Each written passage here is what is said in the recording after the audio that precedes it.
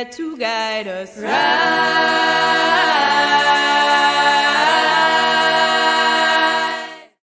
So one of the many names for Rosh Hashanah, which we're here preparing for, is Hayom Harat Olam. And that's often translated as the day the world is created. And we celebrate Rosh Hashanah as the birthday of the world. And tradition teaches that each and every one of us is a world. So Rosh Hashanah is not just about a commemoration of some creation, some creative process that happened long ago, but it's also the time in which each one of us are recreated anew.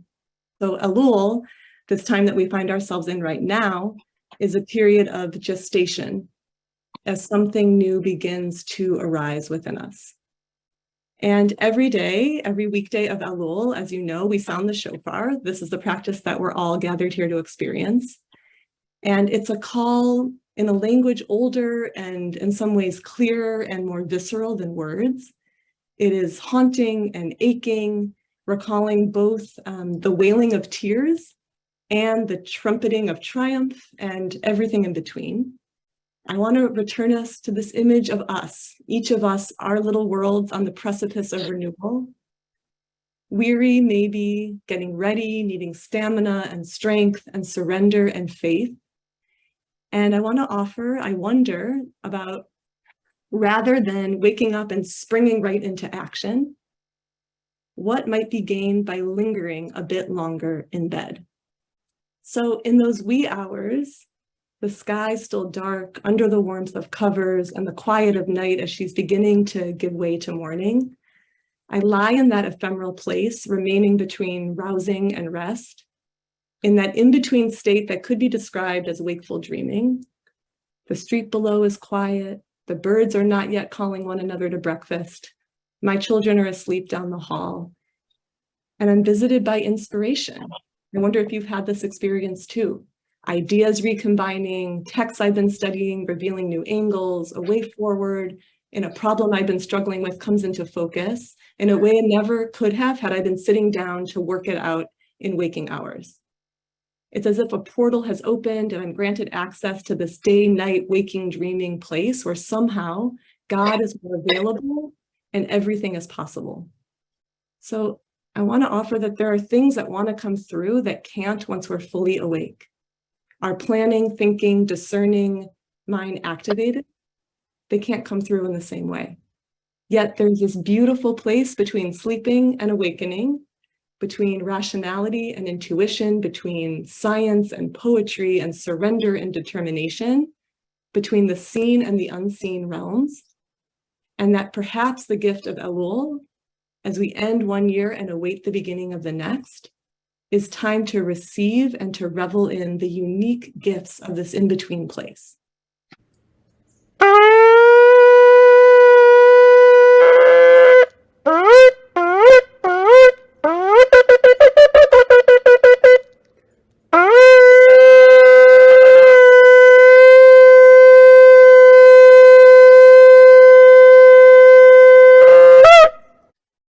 Elul, known as the preparation for love.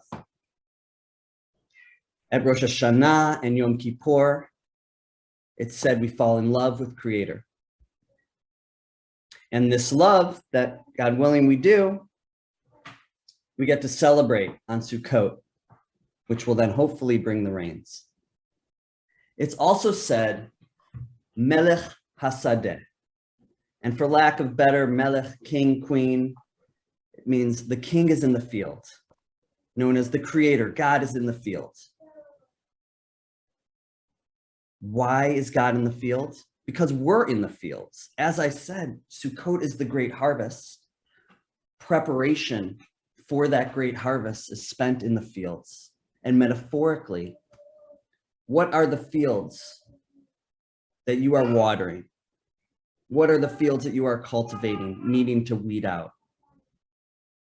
We are there doing our last preparations before meeting and the Holy One, before the love.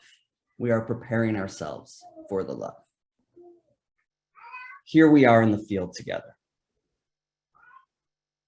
to build that strong love, to hopefully have that harvest, to hopefully then bring the rains. And may all this, friends, all of our prayers, all of our introspection, all of our relationship tending, may it bring the rains.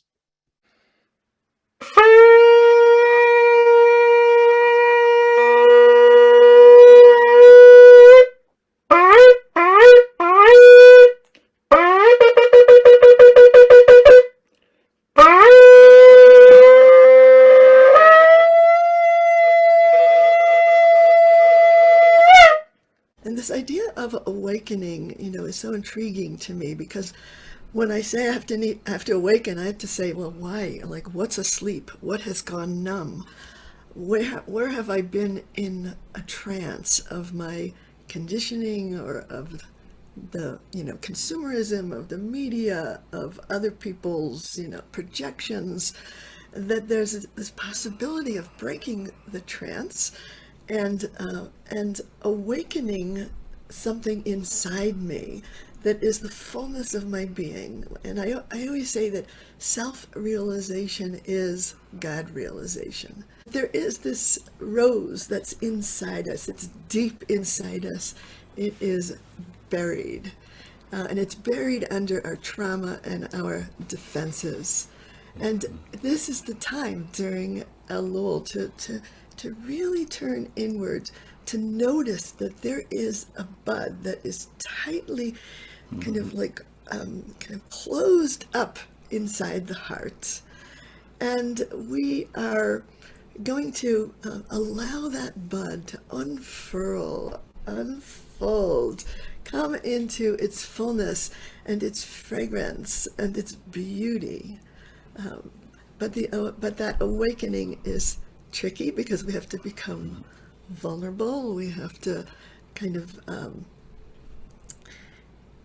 be able to touch that place that is hidden inside us. Just breathe into the heart and see the image of a rosebud that is tight, tight, tight, closed up at the center of our hearts. And we're going to chant to that bud. We're going to coax her open.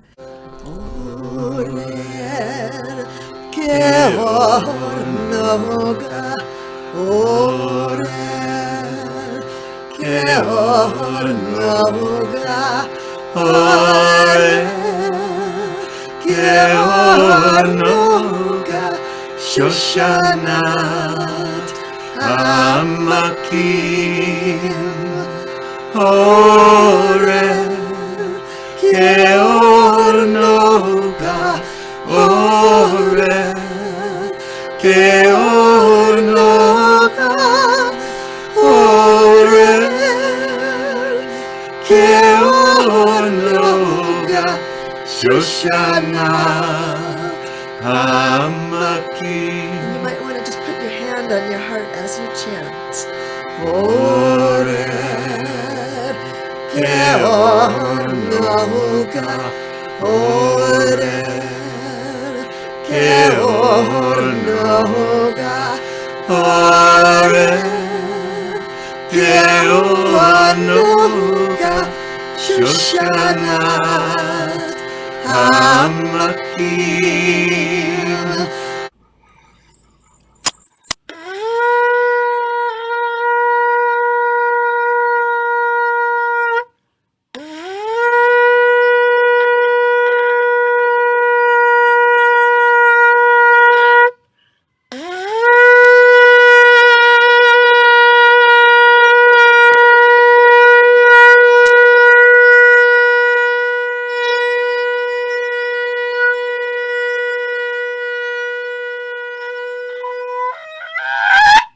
Now each person must say, the entire world was created for my sake. Consequently, because the world was created for my sake,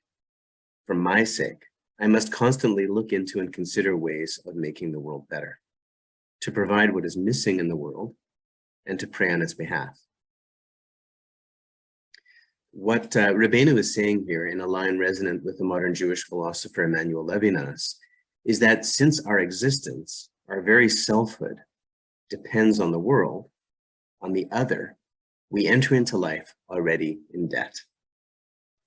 Now, we may think that, first there's us, and then there's the world. But in actual fact, as pointed out by this line from Rabbi Nachman, it's very, very much the opposite. We can forget that. Without the other, there's no I. Without the other, there's no self. Without the world, there's no me. And it's actually impossible to put into words fully the infinity of our debt, which is something that Levinas likes to talk about a lot, which he sees as the basics for ethics. And I think that that's what Rabbi Nachman is getting at here as well. Or, as he explains, the joy of the Holy One is clothed in the mitzvot. So when one does a mitzvah for its own sake, for the sake of the mitzvah itself, not looking for a reward and not looking for a particular result either, Rabbeinu says, then one unites with the joy of the Holy One.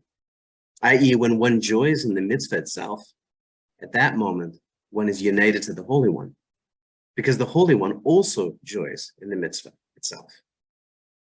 So when you enter into the joy, in the enjoying of the mitzvah itself, you are entering into the Holy One's joy, just in that mitzvah itself, regardless of any reward, regardless of any result or consequence of that mitzvah. And at that moment, one is united to the Holy One, because the Holy One also joys in the mitzvah itself. Rabbeinu calls this level of practice Zeh Hadavar. This is the matter. This is the thing. This is it. So you might be wondering, what is the connection to the shofar? Rabbi Nachman begins this Torah, and I'm only touching on probably about 5% of what he says in this Torah, but he begins it with this pasuk about the shofar. Well, Rabbeinu says that in order to feel joy, we must straighten out our hearts. Recognizes it's not necessarily possible to enter into joy. There's work that we have to do to cultivate the ability to enter into joy. And one way is to straighten out our hearts with the thunderous sound of the shofar, which does this. And this shofar is principally the thunderous sound of our own prayer, not just the shofar in Rosh Hashanah. Rebbe Nachman mi Breslev, kach omer, lo lahityaesh, asur lahityaesh. Im higi azman kasher rak lismoach yesh, rak lismoach yesh, rak lismoach yesh. Yananai nai yanai nai, yananai nai, yananai nai yanai nai, yananai yanai nai.